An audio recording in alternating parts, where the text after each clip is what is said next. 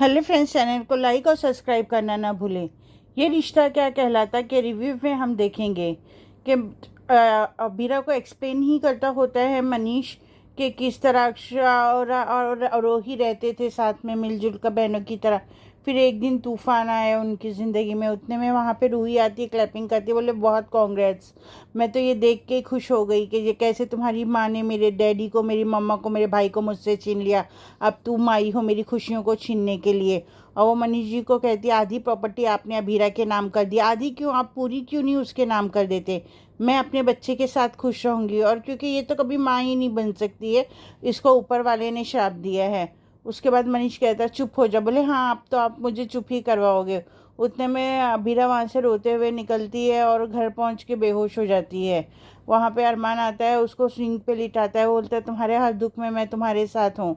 इतने में यहाँ पे एक केस के लिए डिस्कशन होता है। दादी सा कहती है कि ये केस बहुत इम्पोर्टेंट है और कहीं ना कहीं वो यहाँ पे संजय चाल चलता है। वो सोचता है कि आहिस्ता आहिस्ता ये फर्म वीक हो रही है और मैं ही इस फर्म में सबसे ज़्यादा मतलब हैंडल करने वाला इंसान हूँ, मतलब इम्पोर्टेंट केसेस। उतने में दादी साहब कहती है कि नहीं, ये केस अबीरा हैंडल करेगी।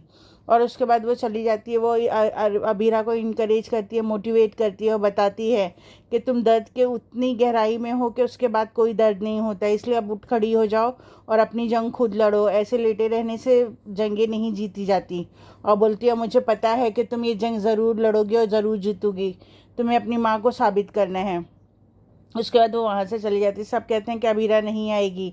रूही कहती है अबीरा वैसी अपनी माँ की तरह, अक्षरा की तरह जो बार बार भाग जाती थी, वो भी अपनी जिम्मेदारियों से भाग जाएगी। उतने में अबीरा वहाँ आती है और कहती है मैं रेडी हूँ। और दादी उसको खिलाती हैं कि तुम्हारा केस अच्छे से जाए। और फिर उसके बाद कहती है कि मुझे यकीन है तुम ये केस ज़रूर जीतोगी।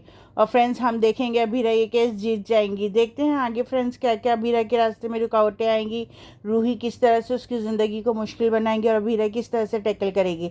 मेरे ख्याल से शायद अक्षरा का सच कभी सामने नहीं आ पाएगा कि वो एक्सीडेंट अक्षरा ने नहीं बल्कि रूही ने किया था, और हमेशा उसके दामन पे ये दाग लगा ही रह जाएगा। हमारे साथ बने रहिए, चैनल को लाइक और सब्सक्राइब करना ना भूले। Thank you.